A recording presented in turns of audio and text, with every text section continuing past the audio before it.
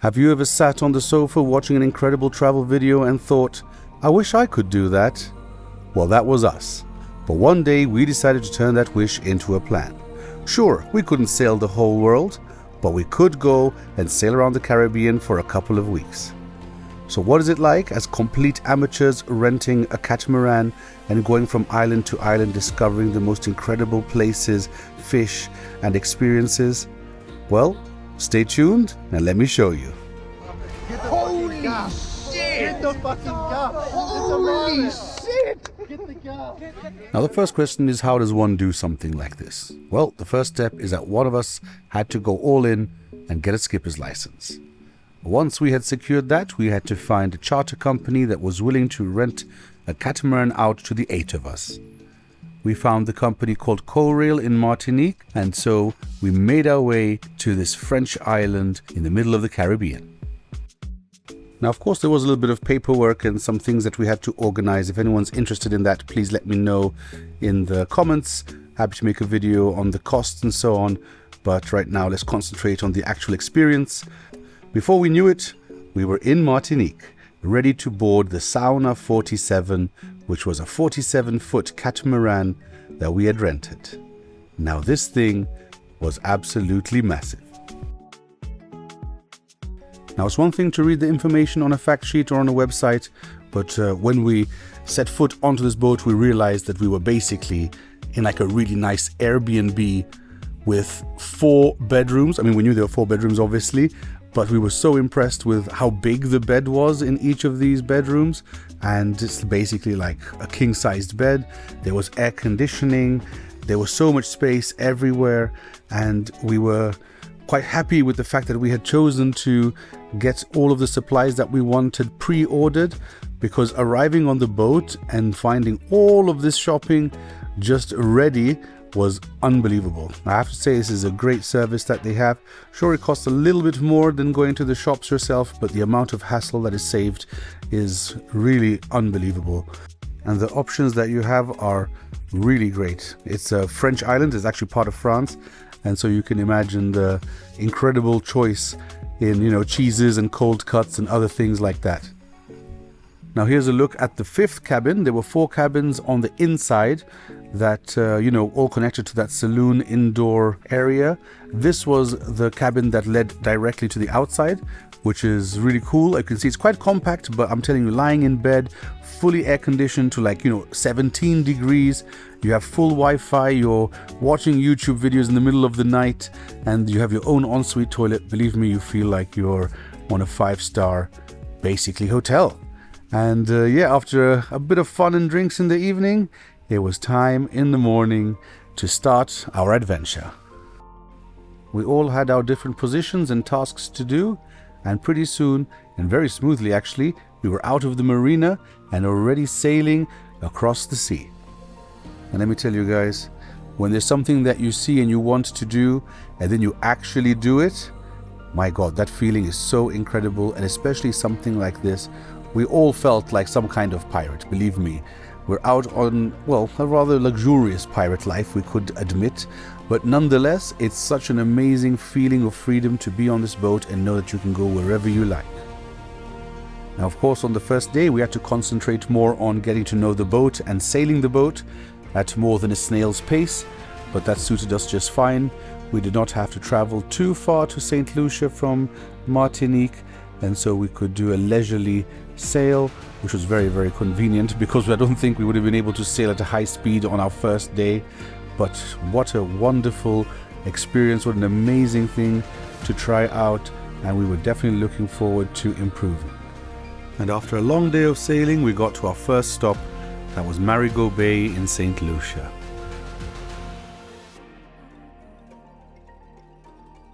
We had organized a mooring here, and after an early night, it was time to have breakfast in the very incredible mangroves and beautiful green waters of this bay.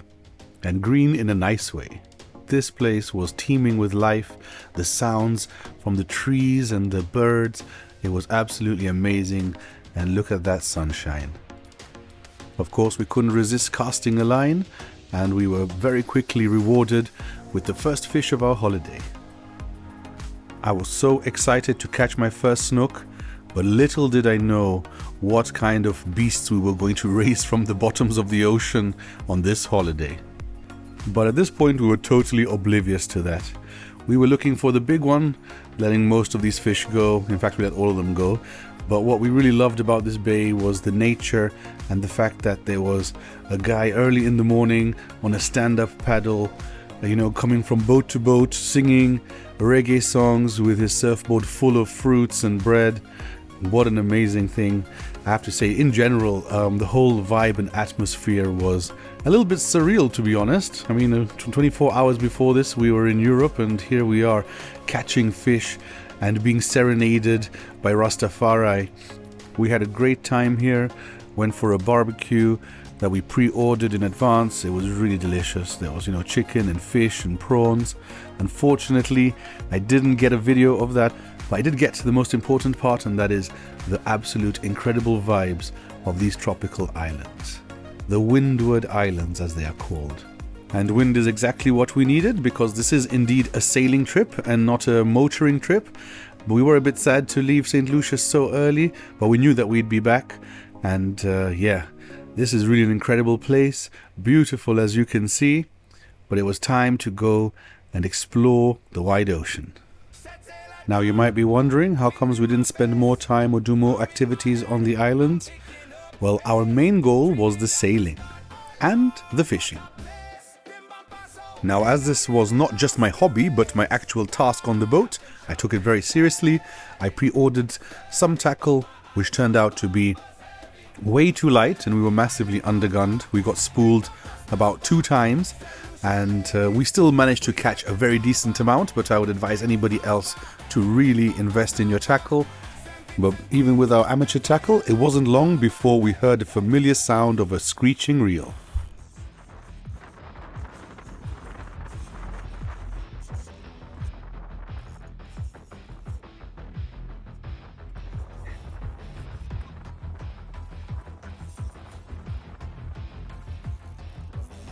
By this point, we knew this fish was going to be very, very big. And when it came up, it was a giant barracuda, about 1.5 meters long, and one hell of a first fish. But as huge as this fish is, we unhooked it quickly and safely and put it back in the ocean, because barracudas have ciguatera poisoning, or can give you ciguatera poisoning, better said. But that didn't matter, because just a few minutes later, we landed a real winner, our first tuna. Absolutely amazing. I'd even taken Japanese sushi knives with us, just in case we would catch some sashimi quality fish, and it wasn't just one. Here was the second one on the line, and I knew tonight we were going to eat very well. Take the boat from the left.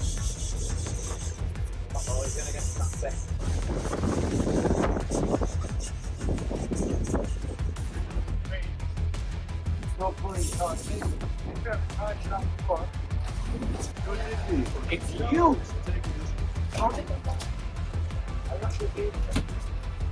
Now that's what you call a real butterball of a big-eyed tuna. One of the best tasting sashimi fish ever. And that was also right on time, because we were approaching the St. Vincent and the Grenadine Islands. We could already see the small villages perched on the cliffs, inside the jungles. Absolutely amazing, absolutely incredible. With all of these pointy, rocky formations, this is really one of the most beautiful islands, in my opinion, in the Caribbean. Absolutely wonderful. After the madness with the fish, this was such a nice, serene moment, enjoying the view of the pitons, which are those very tall and pointy mountains in the background there. This was really another one of those moments where we really appreciated the fact that we were here, and we still couldn't believe it that we made it from sofa to sea. But it was also time to relax, have a drink, and make dinner. Ah, yeah. That's a rainbow run. That's the rainbow run, huh? But it could be really good. Yeah, that's the rainbow run, I think. I'm not sure, we'll see. This one here, this is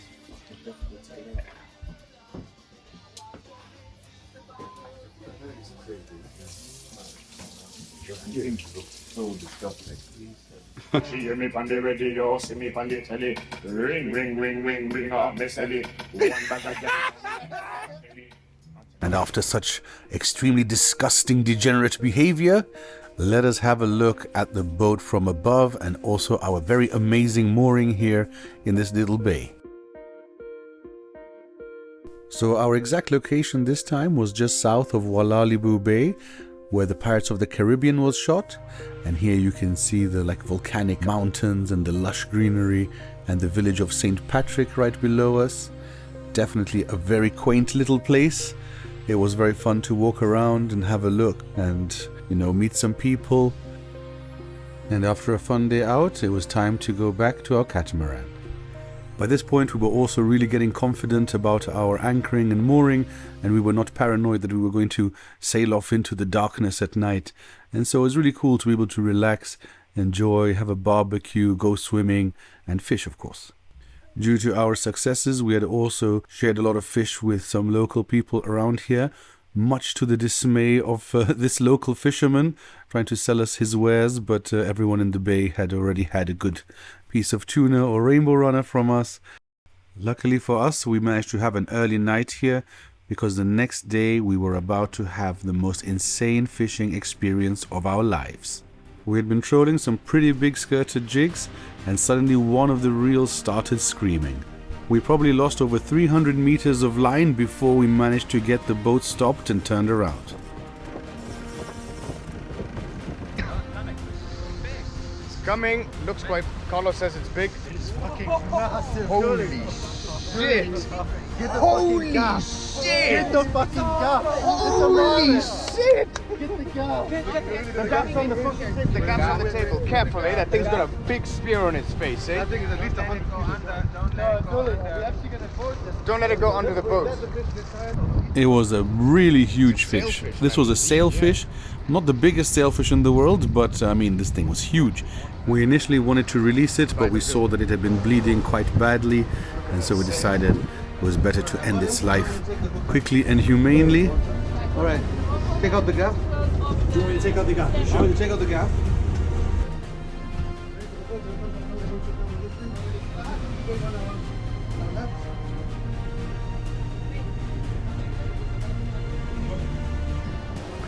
And after a quick dispatch, as mentioned before, a little bit on the gory side, but definitely the most humane way, we decided to measure the fish using our standard measurement device, Schlu. And after the longest filleting experience of our lives, it was time to return the last bits of the carcass back to the ocean to be recycled by nature.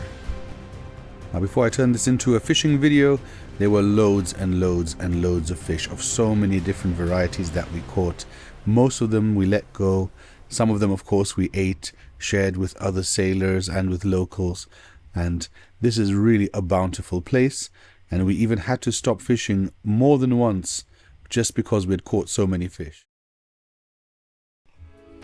Anyway, back to the sailing. After leaving the main island of St. Vincent, it was time to travel to some of the Grenadines. Our first stop was Bequia. So Bequia is the biggest island in the Grenadines actually, and it's part of, St. Vincent and the Grenadines, as I mentioned. It's only about 7 square miles, and there's about 5,300 people who live here. So it's got a really relaxed small town kind of vibe, and the natural beauty is really incredible too. This is the main harbor, Admiralty Bay, and as you can see, quite a popular spot for yachts. And this also meant that it was really easy to go to shore. There were lots of restaurants and also an opportunity to go and get some extra stuff from the shops here, because after this we were not going to be seeing any more big shops anymore. So probably like the number one on our list was getting some fresh fruit and vegetables, and my god, the fruit here, unbelievable, so sweet and fresh, and such a friendly salesman, a Rastafari guy. And yeah, we went back to our boat, had another delicious fish meal for dinner, had some fun the next day, and then moved on to the next island. Now, of course, our goal was the Tobago Cays and then finally to Grenada, and we did visit a couple of islands on the way, including Mustique and Canoan, but my personal favorite was Union Island. Not only was this one of the most beautiful beaches and bays in my opinion, but also the people here were extra friendly. We made so many friends here. They invited us to a soca party at night, And I can say that this was socially the best experience of the whole trip.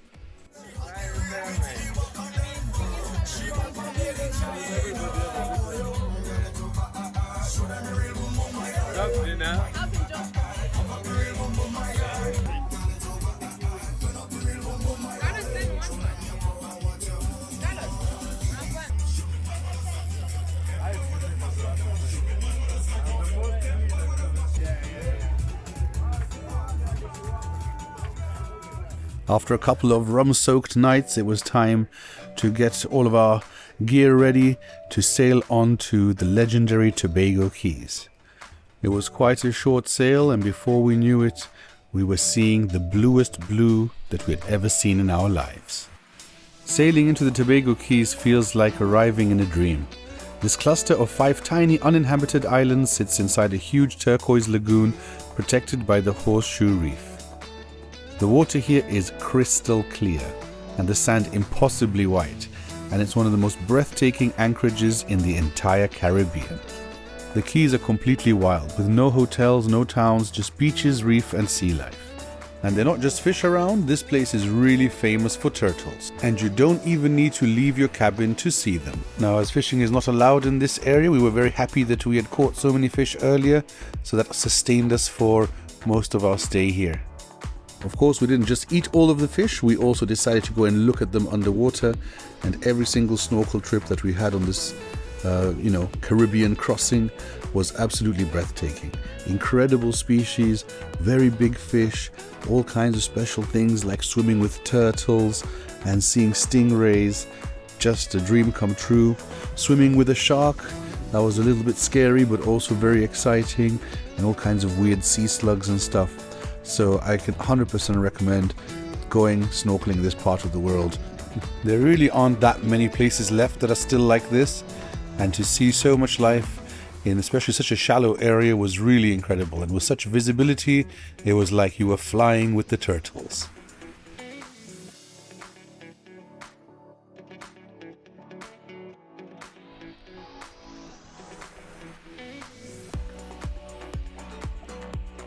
You probably cannot find this kind of concentration of turtles in many places anywhere left on this earth.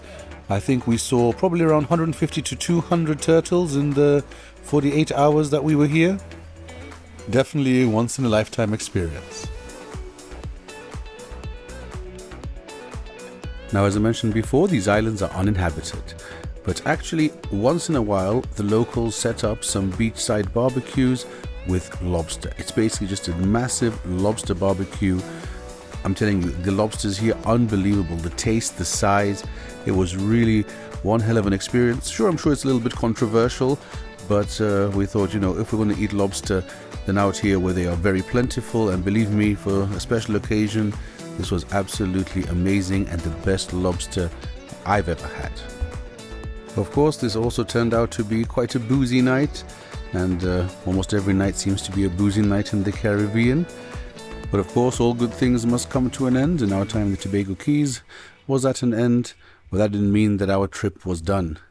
Indeed, we still had a ways to go, and first let's have a look at our beautiful catamaran here. By this point, we were absolutely confident in everything that we were, tasked to do. We were sailing really easily, we were catching fish like there was no tomorrow, everything was tidy, well, most of the time, and of course we're having lots of fun on the little dinghy, cruising around at full speed, sailing, catching fish, and going past lots and lots of very, very incredible super yachts like this Ace here. Unbelievable what else there is out there on the seas, and we did see quite a few of these. Although most of our sailing was, very, very calm, and we also had beautiful calm bays like this, we did have a couple of issues, let's say. For example, on one day there was some pretty extreme weather. This was pretty crazy. There was, all kinds of things flying out of the cupboards. Everyone was getting soaked who was up on the fly bridge, but it was still a really amazing experience, mainly because we didn't die. But yeah, definitely one for the books. And as you can see, we made it all the way to Grenada, our last stop.